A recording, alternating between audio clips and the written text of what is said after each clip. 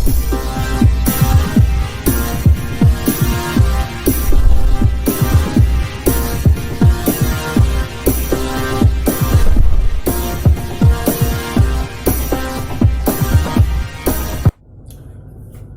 दोस्तों, सक्सेस मंत्रा क्लास में आप लोगों का फिर से एक बार स्वागत है। और आज हम आप लोगों के लिए एक नया टॉपिक लेके आए हैं। वो भूगोल का टॉपिक है और टॉपिक है ब्रह्मांड या यूनिवर्स। तो आइए हम इसको पढ़ते हैं, लेकिन वीडियो देखने से पहले आप लोगों से एक रिक्वेस्ट है कि आप इस चैनल को ज़्यादा से ज़्यादा सब्सक्राइब और लाइक कीजिएगा, जिससे क्या हमें भी मोटिवेशन प्राप्त हो। अब देखिए, पहले पढ़ते हैं हम ब्रह्मांड।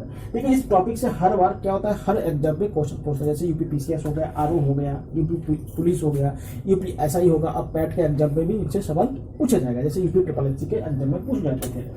अब देखते हैं ब्रह्मांड। देखिए क्या था कि हमारा ब्रह्मांड में जितने भी आकाशीय पिंड है, क्या है, आकाशीय पिंड। आजकल हमारा जो पृथ्वी हो गया, सूर्य हो गया, ये सब क्या है, आकाशीय पिंड है। तो आकाशीय पिंड बनने से पहले हमारा जो पृथ्वी था वो क्या था, धूल का कण था। क्या था, धूल का कण, यानी इसे डस्ट पार्टिकल कहा जाता था। और ये पूरे जो यूनिवर्स या जो ब्रह्मांड है, इनमें क्या होता है, ये बिखरी हुई अवस्था में पाए जाते थे। लेकिन क्या होगा, समय के साथ साथ इनके तापमान में कमी है और ये जो धूल के कण है आपस में एक जगह इकट्ठा होने लगे। जब ये धूल कण आपस में इकट्ठा होने लगे तो इनके घनत्व में वृद्धि हुआ। और घनत्व में वृद्धि होने से, अब घनत्व मतलब डेंसिटी में इनकी वृद्धि हुई। अब डेंसिटी या घनत्व में वृद्धि होने से क्या हुआ कि इनके अंदर का दाब बढ़ने लगा। अब इसके अंदर का दाब और ताप बढ़ने से क्या होगा, एक समय ऐसे अवस्था आया होगा जब इनके केंद्र में, इनके क्या है, ये जो केंद्र है, इन केंद्र में अत्यधिक दाब और अत्यधिक ताप उत्पन्न हो गया। इस अत्यधिक दाब और अत्यधिक ताप के कारण क्या है, इस धूल के कारण में एक महाविस्फोट हुआ। इस महाविस्फोट को ही बिग बैंग थ्योरी कहा जाता है या बिग बैंग सिद्धांत कहा जाता है। और इस सिद्धांत को सबसे पहले जॉर्ज लेमेंटेर नामक एक भूगोलवेत्ता थे, उन्होंने इसके बारे में बताया। तो फिर से देखिएगा क्या है कि हमारा जो ब्रह्मांड है या जो यूनिवर्स है वो पहले क्या, धूल के कणों से बना हुआ था। और ये धूल के कण धीरे धीरे एक जगह इकट्ठा हुआ और इकट्ठा होने पर उसमें घनत्व में वृद्धि हुआ और घनत्व वृद्धि होने से उसके ताप और दाब में वृद्धि हुआ। और जब ये ताप और दाब बहुत ही अत्यधिक हो गया था तभी क्या, इसमें एक महाविस्फोट हुआ। इस महाविस्फोट को क्या कहा जाता है, बिग बैंग थ्योरी कहा जाता है। और इस बिग बैंग थ्योरी को सबसे पहले जॉर्ज लेमेंटेर ने क्या है, इनके बारे में चर्चा किया था। अब देखिए, इस बिग बैंग थ्योरी के बाद जब ये विस्फोट हुआ तो बहुत सारे आकाशीय पिंड का निर्माण हुआ। किसका निर्माण हुआ, आकाशीय पिंड। इन आकाशीय पिंड में तो सबसे जो पहले बना वो क्या है, आकाशगंगा, जिसको गैलेक्सी कहा जाता है। देखिएगा, एक जो गैलेक्सी होता है इसमें हजारों लाखों की संख्या में तारे होते हैं। एक गैलेक्सी में क्या होता है, हजारों लाखों की संख्या में तारे होते हैं। और गैलेक्सी क्या होता है, एक सर्पिलाकार पथ जैसा होता है। कैसा होता है, सर्पिलाकार आकार जैसा होता है गैलेक्सी, या उसको हिंदी में आकाशगंगा कहा जाता है। और इन गैलेक्सी में क्या होता है, हजारों लाखों करोड़ों की संख्या में तारे होते हैं। इनमें जो अंदर के जो भाग होते हैं, यहाँ पे जो तारे होते हैं उनके क्या होता है, उनको कोर तारा कहा जाता है। और जो नए बनते हैं उसको युवा अवस्था के तारे कहा जाता है, जो नवीन तारा से कहा जाता है। और ये तारे अभी भी बन रहा है। और इसीलिए देखिएगा, ये विस्फोट के कारण क्या होता है, अभी भी हमारे ब्रह्मांड के जो आकार है उसमें वृद्धि हो रहा है। नहीं क्या है, हमारा ब्रह्मांड अभी भी फैल रहा है। ठीक है, तो अभी भी हमारा ब्रह्मांड क्या हो रहा है, फैल रहा है। ठीक, अब हम देखते हैं कि इन आकाश मंडल में हमारा जो सौर मंडल है वो किसमें है, दूध मेखला या मिल्की वे, क्या है, दूध मेखला या मिल्की वे आकाशगंगा में स्थित है। इसी को दूध मेखला या मिल्की वे कहा जाता है। वो क्या है, इस आकाशगंगा को कहा जाता है। अब इस आकाशगंगा में बहुत सारे क्या है, सौर मंडल है, यानी दूध मेखला में क्या है, बहुत सारे सौर मंडल है। और हमारे जो सौर मंडल है उसी को क्या है, उसी में मुख्यतः क्या होता है, सूर्य होता है। हमारे सौर मंडल में मुख्यतः क्या होता है, सूर्य होता है। अब देखते हैं हमारे सौर मंडल में क्या क्या होता है। हमारे सौर मंडल में मुख्यतः सूर्य होता है। देखिएगा, ये है हमारे सूर्य, यानी सूर्य मतलब सन। और सन के चारों ओर क्या है, बहुत सारे दीर्घवृत्त कक्षा में क्या होता है, ग्रह होता है। ठीक है, और ये ग्रह के चारों ओर चक्कर लगाने के लिए क्या होता है, उपग्रह होते हैं। ठीक है, और ग्रहों के बीच में बहुत सारे क्या है, क्षुद्र ग्रह भी पाया जाता है। और ब्रह्मांड में और क्या पाया जाता है? उल्का पाया जाता है। और क्या पाया जाता है? धूमकेतु पाया जाता है। यानी सूर्य, ग्रह, उपग्रह, उल्का, क्षुद्र ग्रह और धूमकेतु मिलकर क्या बनाता है? सौरमंडल बनाता है। तो सौरमंडल कौन कौन चीजों से मिलकर बना हुआ है? सूर्य, ग्रह, उपग्रह, धूमकेतु, उल्का और क्षुद्र ग्रह से बनता है। और इसमें सूर्य क्या होता है? केंद्र में होता है। यानी इस सौरमंडल में केंद्र में कौन होता है? सूर्य होता है। सूर्य क्या होता है? सौरमंडल के केंद्र में होता है। और सूर्य के चारों ओर ये सब क्या होता है? आकाशीय पिंड क्या होता है? परिभ्रमण करते हैं। ठीक है, धन्यवाद। सूर्य सौरमंडल के केंद्र में होता है और सूर्य के चारों ओर सभी आकाशीय पिंड क्या करते हैं? दीर्घ वृत्ताकार पथ पर क्या करता है? परिभ्रमण करते हैं। अब देखते हैं, पहले सूर्य के बारे में थोड़ा सा हम जान लेते हैं। देखिए, सूर्य क्या है? एक प्रकार का तारा है। सूर्य क्या है? एक प्रकार का तारा है। और आप जानते हैं कि जो तारा है वो गैसों से मिलकर बना है। तारा किससे बना है? गैस से मिलकर बना हुआ है। तारे नहीं, स्टार क्या है? गैस से मिलकर बना है। और हमारा जो सूर्य है, देखिएगा, सूर्य में 71% क्या है? हाइड्रोजन है। और लगभग 24% क्या है? इसमें हीलियम है। यानी हमारे सूर्य में क्या है? मेनली हाइड्रोजन है और दूसरे नंबर पर क्या? हीलियम है। और कुछ मात्रा में अन्य गैसें भी इसमें पाया जाता है।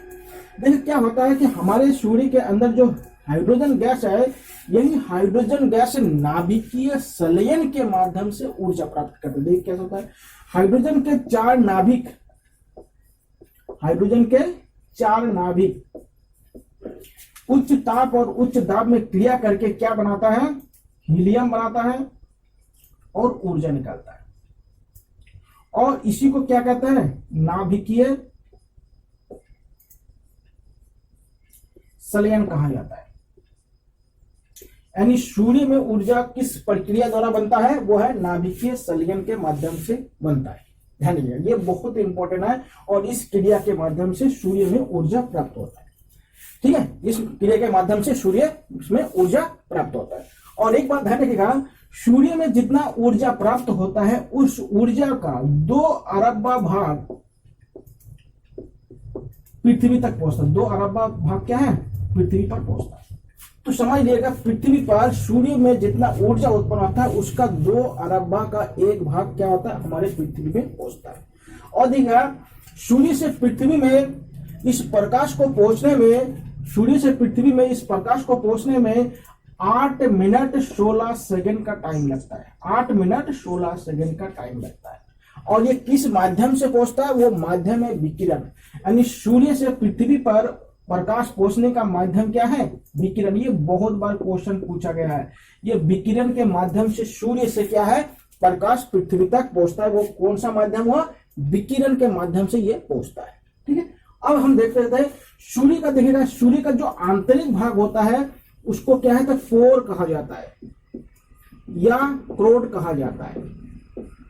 और क्रोड का जो तापमान होता है 10 की घात 7 डिग्री सेल्सियस होता है। अत्यधिक ताप क्या होता है? उसके आंतरिक भाग में होता है। और सूर्य के जो बाहरी भाग होता है उसको कोरोना कहा जाता है। सूर्य का जो बाहरी भाग होता है उसको क्या कहता है? कोरोना कहा जाता है। और इसी भाग से क्या होता है? अल्ट्रावायलेट किरणें निकलती, जिसको पराबैंगनी किरणें भी कहा जाता है। और इसका जो टेम्परेचर होता है 6000 डिग्री सेल्सियस होता है। यानी बाहरी भाग का तापमान 6000 डिग्री सेल्सियस है और आंतरिक भाग का जो तापमान है वो 10 की घात 7 डिग्री सेल्सियस है। तो इसी प्रकार से सूर्य, और सूर्य क्या है? एक तारा है। और तारा क्या है? ये गैस से निर्मित है। और कौन सा गैस है? इसमें हाइड्रोजन गैस है और हीलियम गैस है। ठीक है, और इस सिद्धांत को सबसे पहले हेन्स नामक एक वैज्ञानिक थे, उन्होंने बताया था कि सूर्य के अंदर कौन सी क्रिया होता है? नाभिकीय संलयन। इस क्रिया को या इस अभिक्रिया को सबसे पहले किस वैज्ञानिक ने खोजा था? हेन्स नामक वैज्ञानिक ने खोजा था। तो ये हो गया सूर्य के बारे में। और एक बात और समझिएगा सूर्य के बारे में, सूर्य क्या होता है? अपने पथ में भी घूमता है और अपने गैलेक्सियों को भी क्या है? चारों ओर से घूमते हैं। 2 प्रकार के, देखिए, आकाशीय पिंडों में 2 प्रकार के घूर्णन होता है। एक होता है घूर्णन गति कहता है और एक क्या होता है? परिभ्रमण गति कहते को सूर्य भी कहा। देखा, पहले जो हमारे ग्रंथों में मिलता था कि पृथ्वी क्या होता है, सौरमंडल में के केंद्र में है और सूर्य पृथ्वी के चारों ओर चक्कर लगाते हैं। लेकिन सबसे पहले आप लोग जानते हैं भारत के एक बहुत बड़े जो वैज्ञानिक कह सकते हैं या दार्शनिक कह सकते हैं या ज्यामिति शास्त्र कह सकते हैं, उनका नाम है आर्यभट्ट।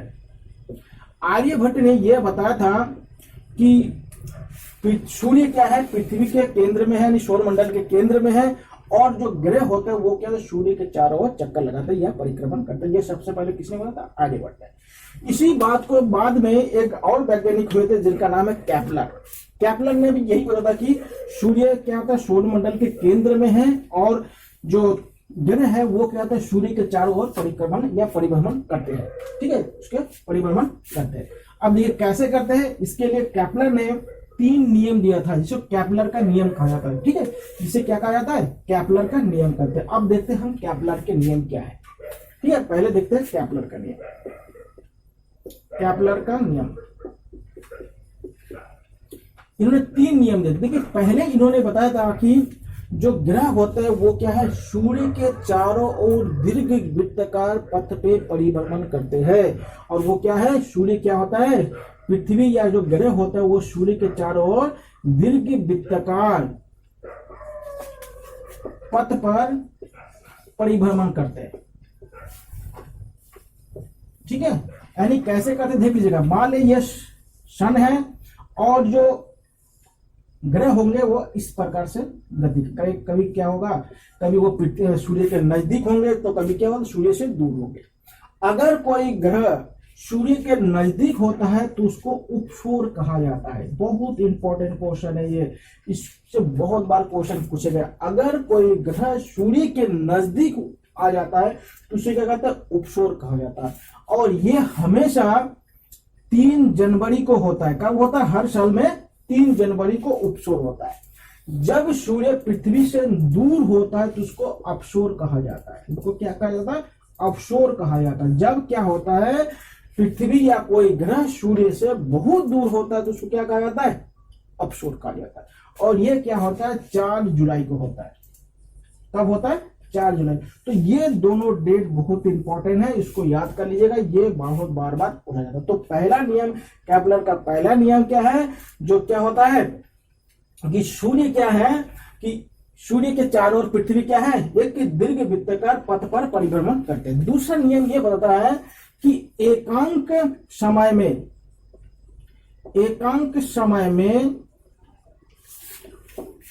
एकांक क्षेत्रफल तय करेगा।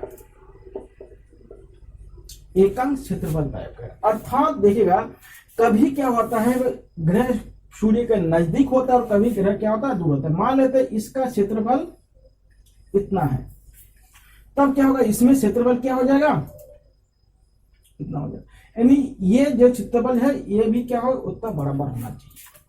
अर्थात क्या होगा, जब कोई ग्रह सूर्य के नजदीक होंगे तो उसकी चाल क्या हो जाएगी, बढ़ जाएगी। ये बहुत इंपॉर्टेंट है, ये क्वेश्चन बहुत इंपॉर्टेंट है। जब कोई ग्रह सूर्य के नजदीक पहुंचता है तो उनकी चाल क्या हो गई, बढ़ जाती है। और जब कोई ग्रह सूर्य से दूर चली जाती है तो उसकी चाल क्या हो जाती है, घट जाती है। ये बहुत इंपॉर्टेंट है। जब कोई ग्रह सूर्य से दूर होगी तो उसकी चाल क्या हो जाएगी, कम हो जाएगी। और जब उसके नजदीक हो जाएगी तो चाल क्या होगा, बढ़ जाएगी। ये क्या है, इसको कहते हैं केपलर का दूसरा नियम। ये पहला नियम होगा, ये दूसरा नियम होगा। अब देखते हैं केपलर का तीसरा नियम क्या है। अब देखते हैं केपलर का तीसरा नियम। देखिए, केपलर ने तीसरा नियम ये बताया कि मान लेते हैं कि इतना दूरी तय करने में इसको टी टाइम का समय लगा और इसका त्रिज्या मान लेते हैं क्या, आर मान लेते हैं। तो इस समय और ये त्रिज्या में क्या संबंध होगा, उसको तीसरा नियम करता है। इसका नियम होता है टी स्क्वायर प्रोपोर्शनल आर की पावर 3। ये उनका तीसरा नियम होता है। यानी क्या होगा, अगर समय ज्यादा होगा तो ये क्या हो जाएगा, कम हो जाएगा। ये उसी हिसाब से बढ़ते जाएंगे। ठीक है, तो ये क्या है, केपलर का नियम है। और केपलर ने ग्रह और सूर्य के मध्य में ये नियम दिए थे।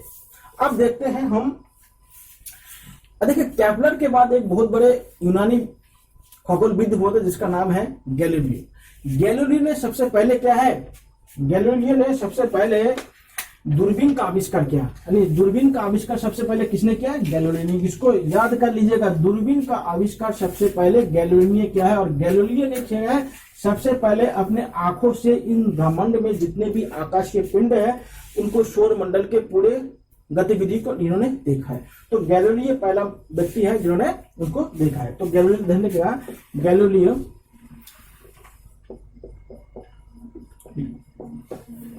इन्होंने क्या है? दूरबीन की आविष्कार किया। कौन किसकी आविष्कार किया? दूरबीन। ये बहुत इंपॉर्टेंट है, ठीक है। और ये कहाँ के रहने वाले थे? यूनान के रहने वाले थे, यानी ग्रीक के रहने वाले थे। अब हम आते हैं कि सौर मंडल के अन्य सदस्य के बारे में हम देखते हैं। देखिए सौर मंडल में पहले क्या है? सूर्य। सौर मंडल में पहले क्या है? सूर्य। आपको पता था कि सौर मंडल में सबसे पहले क्या है? सूर्य है, ठीक है। सौर मंडल में सबसे पहले सूर्य है और सूर्य के चारों ओर क्या है? ग्रह अपने पथ पे क्या है? परिभ्रमण करते हैं। देखिए सूर्य से जो ग्रह की जो दूरी है उसके अनुसार क्या है? ग्रह क्या है? इस समय हमारे पास 8 ग्रह है। तो सबसे जो नजदीक वाला जो ग्रह है वो है सूर्य। सूर्य के सबसे नजदीक वाला ग्रह क्या है? बुध है। उसके दूर वाला जो ग्रह है वो है आपके शुक्र है। उसके बाद जो ग्रह है उसको कहते हैं हम पृथ्वी कहते हैं। उसके बाद वाले जो ग्रह है उसको क्या कहते हैं? मंगल कहते हैं। उसके बाद वाले जो ग्रह है उसको कहते हैं बृहस्पति। उसको क्या कहते हैं? बृहस्पति कहते हैं। उसके बाद वाले जो ग्रह है उसको कहते हैं शनि। और उसके बाद वाले जो ग्रह है उसको कहते हैं अरुण। और जो अंतिम ग्रह है उसको कहते हैं बरुण। तो ये 8 ग्रह इस समय क्या है? सौर मंडल में 8 ग्रह है। इस समय कितने? सौर मंडल में 8 ग्रह है। तो इसको ध्यान रखिए। सौर मंडल देखिए सूर्य है, सूर्य के चारों ओर क्या होता है? ये ग्रह दीर्घवृत्ताकार पथ में क्या होता है? परिभ्रमण करते हैं। अब देखते हैं एक एक ग्रह के बारे में, उनके जो विशेषता है उनके बारे में आप लोगों से चर्चा करते हैं। तो पहला ग्रह है बुध। देखिए बुध क्या है? बुध क्या है? सबसे सूर्य के क्या है? नजदीक है। ये क्या है? बुध क्या है? सूर्य के सबसे नजदीक है। बुध क्या है? सूर्य के सबसे नजदीक वाला ग्रह कौन सा है? बुध है। और बुध क्या है? सबसे छोटा ग्रह भी है। ये बहुत बार ध्यान रखिएगा। बुध क्या है? सूर्य के सबसे नजदीक ग्रह है। और ये क्या है? सूर्य के सबसे क्या होता है? ये हमारे जो जितने भी ग्रह है उनमें से सबसे छोटा ग्रह है। दूसरी बात है कि बुध में जो तापांतरण होता है बहुत ज्यादा होता है। यानी हमारे सूर्य के बाद मतलब बुध के जो ग्रह है उसमें तापांतर बहुत ज्यादा होता है, ठीक है। क्योंकि ये सूर्य मतलब इसमें दिन का तापमान बहुत ज्यादा होता है और रात का तापमान बहुत कम होता है, इसलिए क्या होता है? इसमें तापांतर बहुत ज्यादा होता है। और ध्यान रखिएगा जो बुध है और शुक्र है इन दोनों ग्रहों के कोई भी उपग्रह नहीं है। इनके क्या नहीं है? उपग्रह नहीं है। यानी ये 2 ग्रह ऐसे 2 ग्रह हैं जिनके क्या नहीं है? उपग्रह नहीं है। ध्यान रखिएगा, इसको बहुत बार क्वेश्चन पूछता है। यानी बुध और शुक्र के क्या नहीं है? उपग्रह नहीं है, ठीक है। तो इस बात को ध्यान रखिएगा। अब दूसरा ग्रह है वो है शुक्र। अब शुक्र के बारे में थोड़ा सा बात करते हैं। देखिए शुक्र को पृथ्वी का जुड़वा बहन कहते हैं, यानी ट्विन सिस्टर कहते हैं। शुक्र को क्या कहते हैं? पृथ्वी का जुड़वा बहन। तो पृथ्वी का जुड़वा बहन कौन हुआ? शुक्र हुआ। और इसी को मॉर्निंग स्टार और इवनिंग स्टार भी कहा जाता है। यानी शाम को और सुबह को ये क्या आकाश में दिखाई देते हैं। यानी क्या कहते हैं? शाम का तारा और सुबह का तारा भी कहा जाता है। यानी इनको शाम का तारा या सुबह का तारा कहा जाता है, ठीक है। तीसरी बात है कि शुक्र ग्रह में कार्बन डाइऑक्साइड गैस बहुत ज्यादा पाया जाता है। कम से कम 95% भाग क्या आता है? शुक्र ग्रह का कार्बन डाइऑक्साइड होता है। और कार्बन डाइऑक्साइड कारण के होने पर क्या होता है? यहाँ पे तापमान बहुत ज्यादा होता है। यानी क्या होता है? इसका ताप बहुत ज्यादा होता है। यानी शुक्र ग्रह में ताप क्या होता है? बहुत ज्यादा है। और अधिक ताप होने के कारण क्या होता है? इसको चमकीला ग्रह भी कहा जाता है। इसको क्या कहा जाता है? चमकीला ग्रह भी कहा जाता है। ध्यान रखिएगा, इसको चमकीला ग्रह कहते हैं। और एक बात और बहुत इंपॉर्टेंट है, देखिएगा जो शुक्र और अरुण ग्रह है इनका जो गति करने की जो दिशा है वो क्या है, पूर्व से पश्चिम की ओर है, नहीं पूर्व से पश्चिम की ओर। लेकिन बाकी अन्य जो ग्रह है उनकी गति क्या होता है, पश्चिम से पूर्व की ओर होता है, यानी पश्चिम से पूर्व की ओर होता है। इसलिए पृथ्वी और पृथ्वी जैसे जो दूसरे जो ग्रह है उनमें क्या होता है, शुभ पूर्व में होता है, और जो शुक्र और जो अरुण ग्रह है इनमें शुभ क्या होगा, हमेशा पश्चिम दिशा में होता है। ठीक है, ये बहुत इंपॉर्टेंट है शुक्र के बारे में। शुक्र ग्रह को पृथ्वी का जुड़वा बहन कहा जाता है। दूसरा, ये शाम का तारा या सुबह का तारा कहा जाता है। इसमें कार्बन डाइऑक्साइड बहुत ज्यादा होता है, इसलिए क्या होता है, ये इसमें तापमान बहुत ज्यादा, नहीं गर्म ग्रह भी कहा जाता है। इसको क्या होता है, गर्म ग्रह कहते हैं, और गर्म होने के कारण इसको चमकीला ग्रह भी कहा जाता है, ध्यान रखिएगा।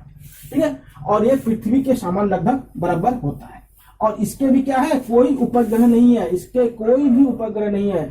और पृथ्वी के सबसे जो नजदीक ग्रह कौन सा है, वो है शुक्र। अगर आपसे क्वेश्चन पूछा जाए कि पृथ्वी से सबसे नजदीक वाला ग्रह कौन सा है, वो है शुक्र ग्रह। ठीक है, ध्यान दीजिए। आगे देखते हैं पृथ्वी के बारे में। देखिए, पृथ्वी को नीला ग्रह कहा जाता है।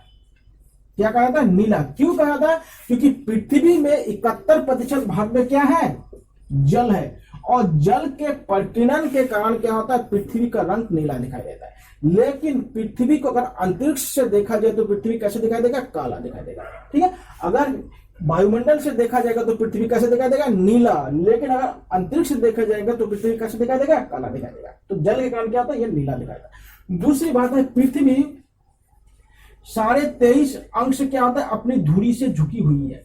धुरी से क्या है, झुकी हुई है। कितना, 23.5 अंश पे झुकी हुई।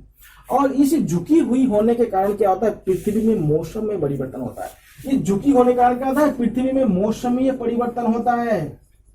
तो ये ध्यान रखिए, मौसमी परिवर्तन क्यों होता है पृथ्वी पर, कभी गर्म कभी ठंडा कभी वर्षा, देख क्यों होता है, यही कारण है कि पृथ्वी अपने धुरी पर 23.5 अंश क्या है, झुकी हुई है। इसलिए क्या होता है, हमारे पृथ्वी पर मौसम में परिवर्तन होता रहता है। आगे देखिएगा, पृथ्वी में का एक ही उपग्रह है, वो है चंद्रमा। पृथ्वी का क्या है, एक ही उपग्रह है, उनका नाम क्या है, चंद्रमा। और चंद्रमा को जीवाश्म ग्रह भी कहा जाता है। चंद्रमा को क्या कहा जाता है, जीवाश्म ग्रह भी कहा जाता है। ध्यान देखिए, ये बहुत ज्यादा इंपॉर्टेंट है। और तीसरी बात क्या है, पृथ्वी एकमात्र ऐसा ग्रह है जहां पे जीवन संभव है वर्तमान में। ठीक है, पृथ्वी एक ऐसा ग्रह है जहां पे क्या है, वर्तमान में जीवन संभव है, इसको समझिएगा। अगला देखते हैं मंगल ग्रह के बारे में। मंगल ग्रह को देखिए लाल ग्रह कहा जाता है। मंगल ग्रह को क्या कहा जाता है, लाल ग्रह कहा जाता है।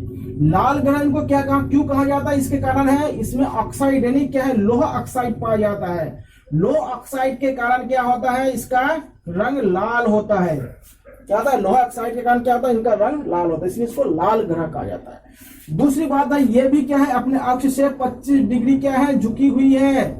इसलिए क्या होता है, यहाँ पे भी मौसम में परिवर्तन होता है। इसलिए पृथ्वी के बाद अगर किसी ग्रह में जीवन संभव होगा तो वो क्या होगा, मंगल ग्रह ही होगा। ध्यान रखिएगा, पृथ्वी के बाद अगर किसी ग्रह में जीवन संभव होगा तो वो कौन सा ग्रह होगा, मंगल। ध्यान रखिएगा, बहुत इंपॉर्टेंट चीज इसलिए हमारे देश ने भी मंगलयान भेजा गया है, अभी अमेरिका ने भी भेजा है, रशिया ने भी भेजा है, उसके बाद चीन ने भी भेजा है इस मंगल ग्रह में जीवन संभव करने के लिए। ठीक है, तो ये है आपके मंगल ग्रह के बारे में। अब देखिएगा, मंगल ग्रह और बृहस्पति ग्रहों के मध्य में बहुत सारे क्या है, क्षुद्र ग्रह पाया जाता है। क्या पाया जाता है, क्षुद्र ग्रह। ये क्वेश्चन बहुत बार पूछा गया है, किन दो ग्रहों के बीच में क्षुद्र ग्रह पाया जाता है, वो क्या है, मंगल और बृहस्पति के मध्य क्या पाया जाता है, क्षुद्र ग्रह पाया जाता है। ठीक है, हमेशा ध्यान रखिएगा कि मंगल और बृहस्पति ग्रह के मध्य में क्या है, क्षुद्र ग्रह है, और ये क्षुद्र ग्रह कम से कम 40,000 से ज्यादा है। ठीक है, धन्यवाद। आगे देखते हैं बृहस्पति ग्रह के बारे में। देखिए, बृहस्पति ग्रह क्या सबसे बड़ा ग्रह है, यानी हमारे सौर मंडल का क्या सबसे बड़ा ग्रह कौन है, बृहस्पति ग्रह है। और दूसरी बात है कि बृहस्पति ग्रह क्या होता है, अगर दूरबीन से देखा जाए तो ये पीला कलर का दिखाई देता है। किस कलर का दिखाई देता है, पीला कलर का दिखाई देता है। तो ये भी क्या बहुत ही इंपॉर्टेंट चीज है। अगला ग्रह है उसको कहते हैं शनि। अगला ग्रह कौन सा है, शनि। देखिए, शनि जो ग्रह है, शनि ग्रह के चारों ओर, इन शनि ग्रह के चारों ओर क्या है, गैसों का आवरण पाया जाता है। क्या पाया जाता है, गैसों का आवरण पाया जाता है, जिसे बलय कहा जाता है। क्या कहा जाता है, बलय। या इंग्लिश में इसको रिंग कहा जाता है। और ये रिंगों की, इनमें कितने रिंग होता है? इनमें 7 रिंग होता है। कितने रिंग होता है? 7। बहुत बार क्वेश्चन पूछा गया कि शनि के आवरण में कितना रिंग है, तो 7 रिंग है। और ये क्या है? रिंग पाया जाता है। इसमें बहुत इंपॉर्टेंट है, यही इनका मेन इंपॉर्टेंट। और इस समय सबसे ज्यादा किसी ग्रह का अगर उपग्रह है वो है शनि। शनि में इस समय 82 उपग्रह है। और ये क्वेश्चन बहुत बार पूछा गया कि इस समय वर्तमान में सबसे ज्यादा उपग्रह किस ग्रह का है, वो है शनि। बहुत इंपॉर्टेंट है। कितना? 82 सबसे ज्यादा है, इसको ध्यान रखिएगा। अब हम आते हैं अरुण की तरफ। देखिए, अरुण जो ग्रह होता है इसको लेटा हुआ ग्रह कहा जाता है। अरुण कैसे ग्रह है? इसको लेटा हुआ ग्रह कहा जाता है, हुआ ग्रह कहा जाता है। और ये देखने में कैसा होता है? हरा रंग का होता है। और आपको बताया कि जो अरुण होता है यह क्या होता है? पूर्व से पश्चिम की ओर क्या होता है? परिभ्रमण करते हैं। क्या होता है? पूर्व से यानी ईस्ट से क्या होता है? वेस्ट की ओर क्या होता है? इसका परिभ्रमण होता है। ठीक है, ध्यान रखिएगा। इसको ईस्ट से वेस्ट की ओर इसमें परिभ्रमण होता है। और देखिए, जब लास्ट जो ग्रह है वो है वरुण। वरुण ग्रह क्या होता है? सूर्य से सबसे दूर होता है। सूर्य से सबसे दूर कौन सा है? वरुण ग्रह है। ठीक है, ध्यान रखिएगा। और इसका जो परिभ्रमण काल है वो भी जाता है। अब देखो, इन ग्रह के बारे में एक दो चीज और हम बात करते देखिएगा। ये जो पहले के जो 4 ग्रह है, यानी बुध, शुक्र, पृथ्वी और मंगल, इनको आंतरिक ग्रह कहा जाता है। क्या कहा जाता है? इनको आंतरिक ग्रह कहा जाता है। दूसरी बात, इन्हें ठोस ग्रह कहा जाता है क्योंकि ये ठोस है। तीसरी बात, इन्हीं को क्या कहा जाता है? पृथ्वीय ग्रह कहा जाता है क्योंकि इन 4 ग्रहों में सबसे बड़ा ग्रह कौन है? पृथ्वी है, इसलिए इनको पृथ्वी ग्रह कहा जाता है। और जो ये अंतिम 4 ग्रह है इनको क्या है? बाह्य ग्रह कहा जाता है, यानी आउटर ग्रह कहा जाता है। दूसरी बात है, ये गैसों से बना हुआ है, ये गैसीय ग्रह कहा जाता है। इसको क्या कहते हैं? गैसीय ग्रह कहा जाता है। और इसमें से सबसे बड़ा ग्रह कौन सा है? बृहस्पति है, इसलिए इनको बृहस्पतीय ग्रह भी कहा जाता है। बृहस्पति ग्रह भी कहा जाता है। ये बहुत इंपॉर्टेंट है, बहुत बार पूछता है, बहुत सारी किताबों में आपको नहीं मिलेगा। तो इनको देखिए क्या होता है? आंतरिक ग्रह कहते हैं इन 4 ग्रहों को, या ठोस ग्रह कहते हैं, और पृथ्वी ग्रह भी इनको कहा जाता है। और इनको ये बाहर के जो 4 ग्रह हैं, बृहस्पति, शनि, अरुण और वरुण, इनको क्या कहता है? बाह्य ग्रह कहा जाता है, गैसीय ग्रह कहा जाता है और बृहस्पति ग्रह कहा जाता है। इसके अतिरिक्त और एक दो चीज पे और ध्यान देते हैं। देखिएगा, इन ग्रहों के अतिरिक्त क्या है? हमारे जो सौरमंडल में 2-3 चीज और है जिसको कहते हैं उल्का। एक चीज क्या है? उल्का। देखिए, उल्का क्या होता है? ये ठोस होता है। आप लोगों ने बहुत बार सुने होंगे ना, तारा टूटा हुआ तारा दिखाई देता है, तारा टूट गया, तारा टूट गया। तारे कभी टूटता नहीं है क्योंकि तारा किससे बना है? गैस से बना हुआ। इसलिए क्या टूटता क्या है? उल्का टूटता है। और ये उल्का टूटते क्या है? पृथ्वी की तरफ आते हैं। और जब पृथ्वी के वायुमंडल में जैसे ये प्रवेश कर जाता है तो घर्षण के कारण क्या होता है? उसमें आग लग जाता है। और आग लगने के बाद आपको पता मालूम होगा कि मध्य मंडल में आते ही क्या ये जल के राख हो जाता है। अगर मध्य मंडल हमारे धरती पर नहीं होगा, यानी क्या होगा? मध्य मंडल अगर हमारे धरती पर, हमारे वायुमंडल में नहीं होता, तो ये जो उल्का है ये क्या होता है? पृथ्वी पर आ जाता है, पृथ्वी को बहुत ज्यादा नुकसान पहुंचाता है। तो मध्य मंडल में क्या होता है? ये उल्का जल के राख हो जाता है। और राख का जो पिंड बच जाता है, जो धरती पर पहुंचता है, उसको उल्का पिंड कहते हैं। उल्का पिंड कहा जाता है। उल्का और उल्का पिंड में अंतर है। उल्का क्या होता है? जो आकाशीय पिंड होता है जो क्या पृथ्वी की तरफ आने लगता है और पृथ्वी के वातावरण में आकर ये घर्षण कर आग दे जाता है, उसको क्या कहते हैं? उल्का कहते हैं। और उल्का जलने के बाद जो अवशेष बचा रहता है और जो पृथ्वी पर गिरता है उसको क्या कहते हैं? उल्का पिंड कहा जाता है। ठीक है। और इसके बाद एक नया और अंतिम चीज है, वो है आपका धूमकेतु। क्या है? धूमकेतु। देखिए, धूमकेतु को ही क्या है? पुच्छल तारा कहा जाता है। पुच्छल तारा। अब बोलते हैं धूमकेतु को पुच्छल तारा क्यों कहा जाता है? देखिए, धूमकेतु किससे बना है? गैसों से बना है। और गैसों से बने होने के कारण क्या होता है? जब घर्षण होता है वायुमंडल में तब क्या होता है? इसमें आग लग जाता है। और आग लग जाने पर इसमें पूछ का आकार बन जाता है, इसलिए इसको पुच्छल तारा भी कहा जाता है। आप लोग जानते हैं कि पृथ्वी के जो नजदीक आने वाला जो धूमकेतु, उसको क्या होता है? हेली कहते हैं। ये जो हेली होता है प्रत्येक 76 वर्ष बाद क्या होता है? पृथ्वी के नजदीक से गुजरते रहते हैं। इसलिए वैज्ञानिक को डर होता है कि ये कहीं पृथ्वी से टकरा ना जाए, इसलिए क्या होता है वैज्ञानिक को डर होता है। अगर ये पृथ्वी के बहुत नजदीक आ जाएगा या टकरा जाएगा तो हमारे विश्व में या जो हमारे पृथ्वी पर जो इलेक्ट्रॉनिक्स डिवाइस है उसमें क्या है खतरा उत्पन्न हो सकता है, वो खराब हो सकता है। इसलिए बहुत चीज है। अब देखिए आखिरी चीज आपको बताते हैं वो है कि ब्लैक होल के बारे में। क्या आप लोग मालूम या बता सकते हैं कि क्या सभी तारे ब्लैक होल बन सकते हैं? देखिएगा इसका अर्थ होगा नहीं। क्यों? इसका भी एक जवाब है। क्यों नहीं बन सकते? क्योंकि देखिए वही तारा ब्लैक होल बनाएगा जिसका द्रव्यमान सूर्य के द्रव्यमान से 1.4 गुना अधिक है। वही तारा ब्लैक होल बनाएगा। नहीं, ब्लैक होल बनाने के लिए क्या होना चाहिए? ब्लैक होल बनाने के लिए क्या होना चाहिए कि अगर उस तारा का द्रव्यमान सूर्य के द्रव्यमान से 1.4 से अगर अधिक होगा तो वही तारा क्या बनाएगा? तारा का द्रव्यमान, वही तारा क्या बन जाएगा? ब्लैक होल बनाएगा। अगर इससे कम होगा तो वो ब्लैक होल नहीं बना पाएगा। ठीक है। अब बताइए ब्लैक होल होता क्या है? देखिए ब्लैक होल का मतलब होता है कि जो भी पिंड है उसका घनत्व अति उत्तम अति हो जाता है। नहीं मतलब क्या? अति ज्यादा हो जाता है। नहीं, अत्यधिक घनत्व होना। अत्यधिक घनत्व वाले पिंड को क्या कहते हैं? ब्लैक होल कहते हैं। यानी अत्यधिक वस्तु का अगर किसी वस्तु का घनत्व हो जाएगा तो उससे क्या प्रकाश भी पार नहीं हो पाएगा। जब प्रकाश पार नहीं हो जाएगा तो उसी को क्या कहा जाएगा? ब्लैक होल कहा जाएगा। ठीक है। तो ये बहुत ज्यादा देखिए ब्लैक होल के बारे में सबसे पहले हमारे देश के एक बहुत बड़े वैज्ञानिक थे जिसका नाम है सुब्रमण्यम चंद्रशेखर, और उन्होंने एक चंद्रशेखर सीमा बताया। और ये जो फॉर्मूला है इसी को क्या कहा जाता है? चंद्रशेखर सीमा कहा जाता है। इसी फॉर्मूला को क्या कहता है? चंद्रशेखर सीमा कहा जाता है। अगर कोई तारा इस फॉर्मूला को पूरा करता है तो वो क्या बन जाएगा? ब्लैक होल बनाएगा। अगर इस फॉर्मूला को पूरा नहीं करेंगे तो क्या? वो ब्लैक होल नहीं बनाएगा। और इनके लिए इनको नोबेल प्राइज भी मिला है। इनके लिए क्या है?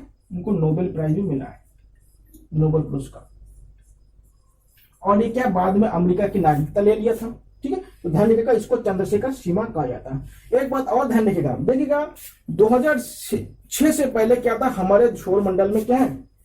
9 ग्रह था 2006 से पहले। और वो जो 9वां ग्रह था उसका नाम था प्लूटो, या उनको यम कहते थे। लेकिन 2006 के बाद उसको क्या है? ग्रह के कैटेगरी से उसको हटा दिया गया। क्यों हटाया गया? इसका कारण था कि यम क्या होता है? दूसरे के कक्षा का अतिक्रमण कर रहे थे और इसीलिए क्या होता? इनको हटा दिया गया। अब यम को बोने ग्रह के कैटेगरी में रखा गया। किसे क्या नाम है? ड्वार्फ प्लैनेट की कैटेगरी में रखा गया, बोने ग्रह की कैटेगरी में रखा गया। ठीक है। तो क्या है? यम अब क्या है? ग्रह नहीं रहेगा। इसलिए इसमें कितने ग्रह हैं? 8 ग्रह। पहले 9 थे, अब कितने हो गए? 8। ठीक है। तो दोस्तों यही है आज के क्लास। आप लोग क्या होता है इस वीडियो को ज्यादा से ज्यादा देखिएगा और सब्सक्राइब कीजिएगा और लाइक कीजिएगा। धन्यवाद।